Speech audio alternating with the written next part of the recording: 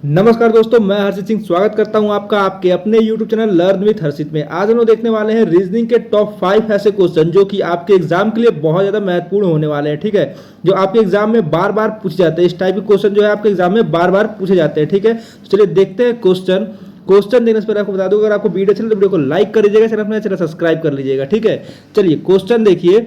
उस विकल्प का चयन करें जो तीसरे पद से उसी तरह संबंधित है जिस तरह दूसरा पद पहले पद से संबंधित है। ठीक है, आपको बताना है जिस तरह 82 का संबंध 64 से है उसी तरह 92 का संबंध किससे होगा, आपको बताना है। ठीक है, तो देखिए 82 का संबंध 64 से है, तो अगर हम लोग 82 और 64 में डिफरेंस निकाल ले, 82 और 64 का डिफरेंस कर ले, माइनस कर दे, तो 12 4 8 और 7 में से 1 गया 6 18। ठीक है, डिफरेंस कितना रहा, 18 आ रहा है। उसी तरह देखिए अगर हम लोग 92 में से, देखिए डिफरेंस हुआ ना 18, तो अगर हम लोग 18 माइनस कर दे 92 में तो कितना हो जाएगा, देखिए तो 12 हो जाएगा, ये कैरी जाएगा, इसको 12 में से 8 गया तो 4 और 8 में से 1 गया 7, 74 हो रहा है। ठीक है, मतलब कि यहाँ पे 74 आना चाहिए इस हिसाब से।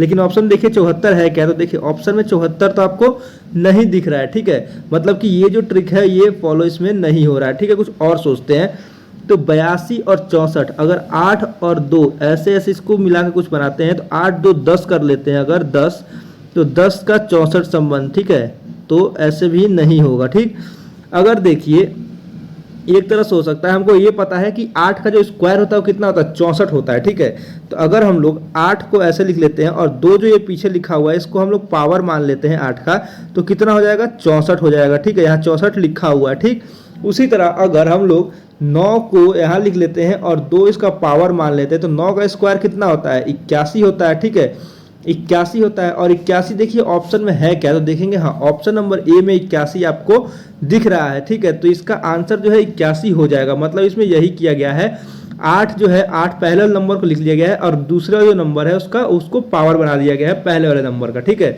अगर आप लोग बताइए अगर यहाँ पे 92 ना लिख के 93 लिखा होता तो यहाँ पे आंसर क्या आता, आपको बताना है। क्या कैसे बताएंगे, तो कमेंट में आपको ये बताना है कि अगर ये 92 जैसे लिखा हुआ है, यहाँ पे 92 ना लिख के 93 लिखा होता तो क्या आएगा, आपको कमेंट में ये बताना है। ठीक है, चलिए अगला क्वेश्चन देखिए। अगला क्वेश्चन क्या है, कोडिंग डिकोडिंग का क्वेश्चन है। और ये जो है आपके, ये जो क्वेश्चन है आपके सारे एग्जाम के लिए मोस्ट इंपॉर्टेंट क्वेश्चन है, चाहे ग्रुप डी हो, यूपी पुलिस हो, एमटीएस हो, सीजीएल हो, सीएचएसएल हो, जीडी हो, सारे एग्जाम के लिए ये महत्वपूर्ण क्वेश्चन है। ठीक है, अगला क्वेश्चन कोडिंग डिकोडिंग का है। क्वेश्चन है, एक निश्चित कूट भाषा में बैड को 16 1 4 को लिखा जाता है। ठीक है, उसी तरह केज को क्या लिखा जाएगा, आपको बताना है। ठीक है, कह रहा है बैड को 16 1 4 लिखा जाता है, तो लिख लीजिए BAD, इसको क्या लिखा गया है, 16 1 4। ठीक है, तो पूछा है केज को कैसे लिखा जाए, तो इसको नंबरिंग कर लेते हैं पहले हम लोग। तो B कितने पे आता है, 2 पे,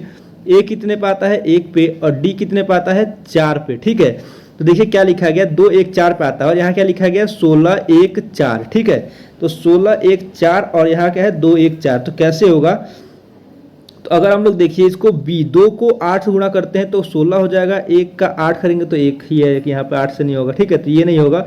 अगर देखिए हम लोग आखिरी वाले नंबर से करें, 4 का स्क्वायर क्या हो जाएगा, 16, 1 का स्क्वायर कितना होता है, 1 ही होता है, 2 और 2 का स्क्वायर कितना हो जाएगा, 4। ठीक है, मतलब क्या किया गया, आखिरी वाले नंबर को पहले लिखा गया, उसके बीच वाले नंबर को फिर बीच में, और सबसे जो पहले नंबर है उसको आखिरी में किया गया है और स्क्वायर किया गया उसके नंबर को। ठीक है, उसी तरह देखिए केज लिख लीजिए। ठीक है, केज को क्या लिखा जाएगा, CAGE।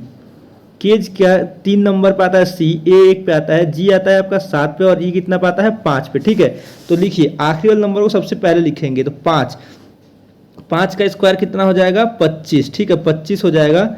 7 का स्क्वायर कितना होगा, 49 हो जाएगा। 1 का स्क्वायर 1 होगा, और 3 का स्क्वायर कितना हो जाएगा, 9 हो जाएगा। ठीक है, तो कैसे लिखा जाएगा, तो ये लिखा जाएगा 25 49 1 9। देखिए कौन से ऑप्शन में है 25 49 1 9, तो पहले वाला ऑप्शन देखिए 1 9 1 49 25, ये नहीं होगा, 25 49 1 9, ऑप्शन नंबर बी। ठीक है, क्या हो जाएगा, ऑप्शन नंबर बी जो है इसका करेक्ट आंसर हो जाएगा ऑप्शन नंबर बी। ठीक है, आगे देखिए 16 1 4 9, ये नहीं होगा, 25 1 9 49, ये भी नहीं होगा। ठीक है, तो ऑप्शन नंबर बी जो है इसका करेक्ट आंसर हो जाएगा। ठीक है, उम्मीद करता हूं आपको ये क्वेश्चन समझ में आया होगा। देखिए मैं आपको एक बात बता दूं कि मैं इस चैनल पर आपको एक दिन मैथ और एक दिन रीजनिंग की क्लासेज आपके लिए प्रोवाइड करा रहा हूं। ठीक है, तो आप लोग चैनल जुड़कर मैथ और रीजनिंग की क्लासेज जो है डेली अटेंड करिए, ताकि आपको मैथ और रीजनिंग में 100% आप स्कोर कर सके। ठीक है, और अगर आपको ग्रुप डी के लिए, ठीक है, रेलवे ग्रुप डी के लिए अगर आपको साइंस की क्लास चाहिए, ठीक है, किसकी साइंस की क्लास, तो आप लोग कमेंट में जरूर बताइएगा। ठीक है, अगर आपको साइंस की क्लास चाहिए जो मैं आपको टॉप 25 क्वेश्चन कराने वाला हूं उसमें कराऊंगा। ठीक है, अगर आप लोग कहेंगे तो आपको 25 क्वेश्चन में कराऊंगा उसमें, जो कि आपके एग्जाम में हूबहू क्वेश्चन देखने को मिल जाएगा। अगर आपको वो क्लास चाहिए तो आप लोग कमेंट में जरूर बताइएगा। ठीक है, चलिए अगला क्वेश्चन देखिए। निम्नलिखित संख्या में, सीरीज का क्वेश्चन है, निम्नलिखित संख्या में श्रृंखला में प्रश्न चिन्ह के स्थान पर कौन सी संख्या आएगी आपको बताना है। ठीक है, यहाँ पे एक सीरीज दिया हुआ है 7, 22, 52, 112 और क्वेश्चन मार्क। आपको बताना है इस क्वेश्चन मार्क पर क्या आएगा, आपको बताना है। ठीक है, तो 7 है, 22 है, 52 है, 112 है। तो अगर हम लोग इसका ऐसे कर लेते हैं, अगर 7 से 22 इंटू करते हैं, देखिए 7 तिया 21 और प्लस का 1। ठीक है, 22 तिया करेंगे तो कितना 66 हो जाएगा, देखिए यहाँ 52 है तो ये इंटू नहीं होगा। ठीक है, तो फिर क्या होगा, तो अगर हम लोग इसका डिफरेंस निकाल लेते हैं, 7 से 22 हो रहा है, मतलब 15 + 7 22, 15 ऐड किया गया। ठीक है, क्या किया गया, 15 ऐड किया गया है। 22 से 52 हो रहा है। ठीक है, 22 से 52, 22 में बताइए क्या ऐड करेंगे कि 52 हो जाएगा, तो क्या ऐड करेंगे हम लोग ऐड करेंगे 30 को। ठीक है, 30 ऐड करेंगे। ठीक, फिर 52 से 112 हो रहा है, क्या हो रहा है, 52 से 112 हो रहा है। तो 52 में अगर हम लोग 60 ऐड कर देते हैं, 6 × 5 = 11, 60 ऐड कर देते हैं तो 112 हो जाएगा। ठीक है, तो अगला संख्या क्या होगा आपको बताना है। देखिए 15 पहले ऐड हुआ है, फिर 30 ऐड हुआ है, फिर 60, 15 × 2 30 और 30 × 2 60 और ऐसे ही 60 × 2 क्या हो जाएगा, 120। ठीक है, 120, यानी कि अगला संख्या 112 में 120 ऐड करेंगे तो क्या हो जाएगा, 2 आखिरी में, फिर 2 1 3 और ये 2, मतलब कि 232। क्वेश्चन मार्क पर क्या आ जाएगा, 232 आएगा। ठीक है, देखिए 232 ऑप्शन में दिख रहा है क्या, तो देखेंगे ऑप्शन नंबर ए 232 आपको दिख रहा है, 232 ऑप्शन नंबर ए जो है इसका करेक्ट आंसर हो जाएगा। इसमें क्या किया गया है, डिफरेंस निकाला गया और डिफरेंस जो है 2 × 2 × 2 × के डिफरेंस पे है, तो ऐसे करके हम लोग क्या कर दिए हैं, आंसर ला दिए हैं 232। ठीक है, उम्मीद करता हूं आपको क्वेश्चन समझ में आ रहा होगा। ठीक है, चलिए अगला क्वेश्चन देख लीजिए। अगला क्वेश्चन है, चौथा क्वेश्चन है। देखिए क्वेश्चन क्या है, P, Q, R, S और T की अलग अलग लंबाइयां हैं। ठीक है, ये बता रहा है कि P, Q, R, S, T ये आदमी है जो अलग अलग लंबाई के हैं। कैसे लंबे, देखिए R T से लंबा है। R जो है किससे लंबा है, T से लंबा है।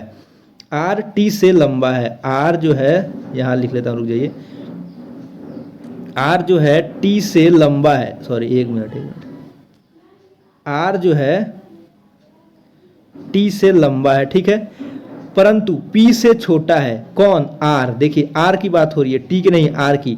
R जो है T से लंबा है लेकिन P से छोटा है, तो P कहाँ हो जाएगा, सबसे ऊपर आ जाएगा अभी तक में। ठीक है, फिर कह रहा है S Q से लंबा है परंतु T से छोटा है। S जो है Q से लंबा है लेकिन T से छोटा है, तो T देखिए यहाँ पे है, तो S कहाँ है, S Q से लंबा है, तो T के नीचे S आएगा और S के नीचे क्या आएगा, Q आएगा। ठीक है, देखिए बन गए।